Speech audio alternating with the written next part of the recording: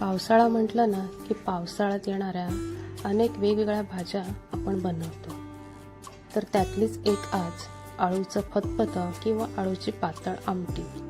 अगदी चटपटीत तिखट चवीची आणि आंबट गोड चवीची आज आपण बनवणार आहोत. तर हे आळूचं फतफतं आपल्या घशाला अजिबात खवखवणार नाही, शिवाय एकदम दाटसर अशी आज बनवणार आहोत. तुम्हाला ही रेसिपी नक्की आवडेल. एकदम साध्या सोप्या पद्धतीने आणि पारंपरिक पद्धतीने आज आपण आळूचं फतफतं बनवणार आहोत. नमस्कार, विजेताज रेसिपीजमध्ये तुमचं सर्वांचं स्वागत आहे.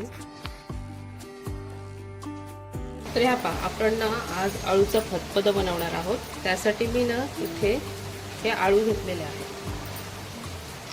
तर हे असे असतात. त्याचा देठाचा कलर थोडा पांढरा असतो आणि आपण आळूवडी बनवतो ना, त्याचा देठाचा कलर काळपट असतो. तर त्या पानांची पण आपण आळूचं फतफतं बनवू शकतो. तर मी आज या आळूच्या पानांनी आळूचं फतफतं बनवून घेणार आहे. तर आता मी ही पानं स्वच्छ धुवून घेतलेली आहेत. तर आता आपण ही कट करून घेणार आहोत.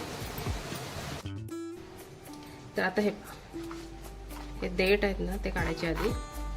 आणि या पानावरचं हे देठ असतं ना, ते जेवढं शक्य आहे तेवढं आपल्याला काढून घ्यायचं,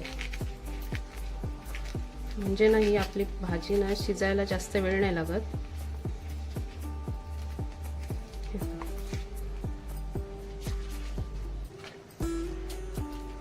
आता मी सर्व ही देठ आहेत ना पानाचे, जेवढे शक्य आहे तेवढे काढून घेणार आहे.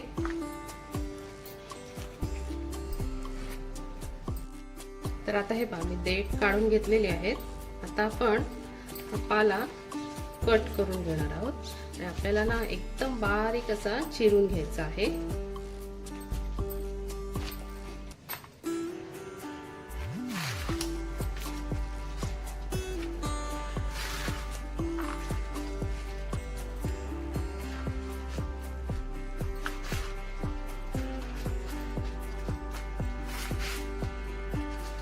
पावसाळा सुरू झाला ना की आळूचं फतफतं तर झालंच पाहिजे. एकदम बारीक अशी आपल्याला चिरून घ्यायची आहे.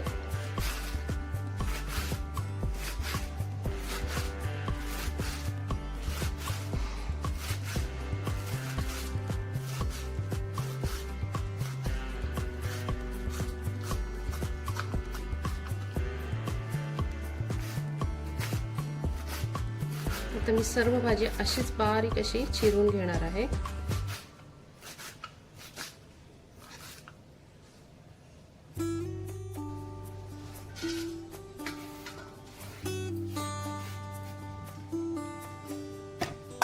आता तुम्हाला मी देठ पण कसा कट करायचा तो दाखवते. तर हा देठ असतो ना, थोडा कट करायचा. आणि हे सालं असं नाही, सहज निघतात. थोडासा कट केलात की आपल्याला ती सालं सर्व काढून घ्यायची आहेत.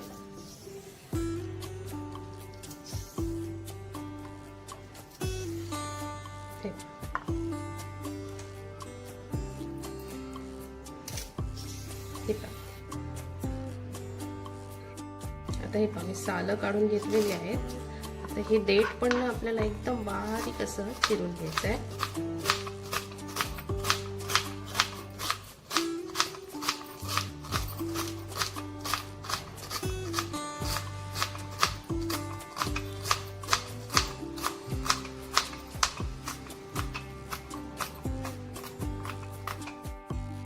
तर हे मी आता ही भाजी चिरून घेतलेली आहे. आणि आता या भाजीमध्ये ना मी इथे वालाचं बिरडं घेतलेलं आहे, थोडंसं ते टाकायचं आहे. आमच्या इथे आम्ही वालाचं बिरडं टाकतो. तुम्हाला पाहिजे असेल तर तुम्ही चण्याची डाळ टाकली तरी काहीच हरकत नाही. आणि ते कच्चे शेंगदाणे घेतलेले आहेत, ते टाकायचे आहेत. आणि आता आपल्याला ही भाजी ना कुकरला 1-2 शिट्ट्या काढून घ्यायच्या, कारण ही भाजी आपल्याला ही वाफवून घ्यायची आधी चांगली अशी कुकरमध्ये, चांगली अशी शिजवून घ्यायची.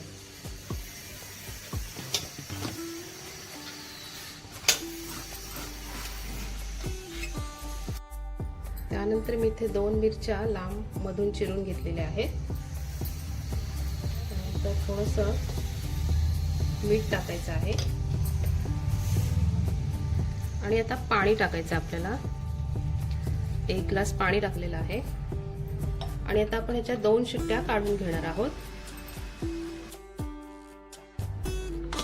हे पहा, मी इथे 2 शिट्ट्या काढून घेतलेल्या आहेत. आता आपण बघणार आहोत.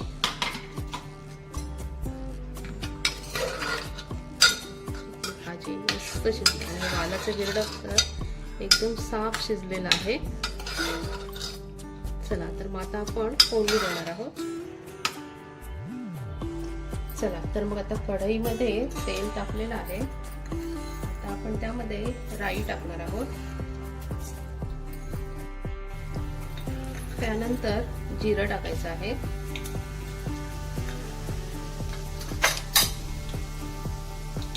आणि आता आपल्याला लसूण टाकायचं आहे. इथे 4-5 पाकळ्या लसणाच्या ठेचून घेतलेल्या आहेत. लसूण टाकल्याने ना चव मस्त येते आपल्या आमटीला. आणि त्यानंतर एक बारीक चिरलेला कांदा टाकायचा आहे. त्यानंतर कढीपत्ता मिक्स करून घेऊया मस्त.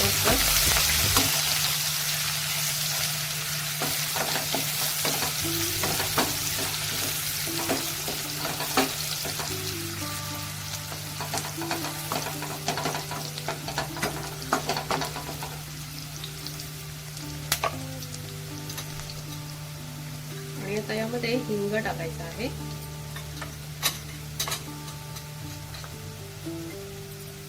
त्यानंतर हळद, थोडीशी कोथिंबीर पुन्हा एकदा मिक्स करून घेऊया.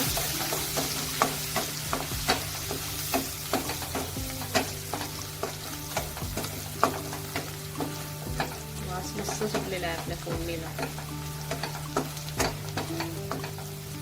कढीपत्ता, कोथिंबीर आणि फोडणी पण मस्त तयार झालेली आहे.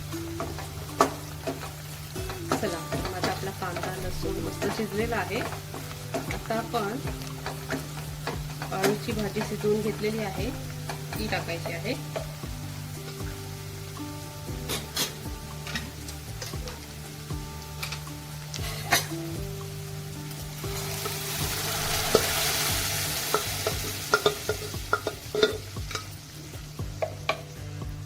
थोडंसं यामध्ये पाणी टाकायचं आहे.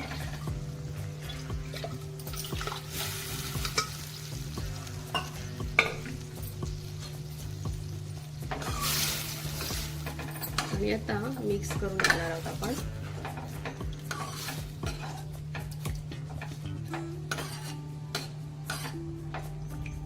आणि आता आपण आळूचा पाला शिजवताना आपण यामध्ये 2 मिरच्या पण टाकलेल्या आहेत. आता आपण यामध्ये थोडासा घरगुती मसाला टाकणार आहोत. 1 चमचा घरगुती मसाला टाकायचा आहे. मिक्स करून घेऊया.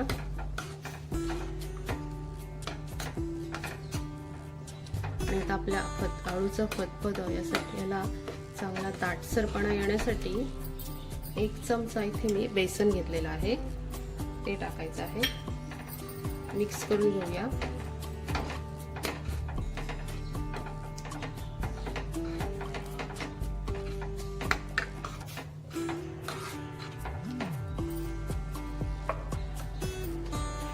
आपण आळू शिजवताना पण मीठ टाकलेलं आहे, त्यामुळे आता आपल्याला थोडंसं मीठ टाकायचं आहे चेक करून.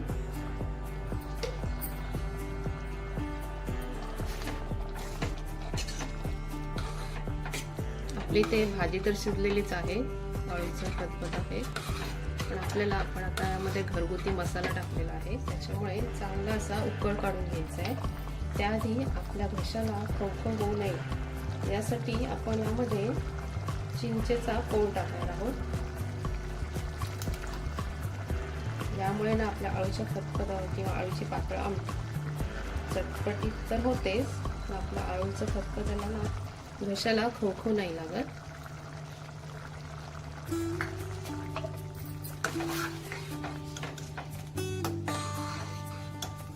आता आपण झाकण ठेवून एक मस्त उकळ काढून घेणार आहोत.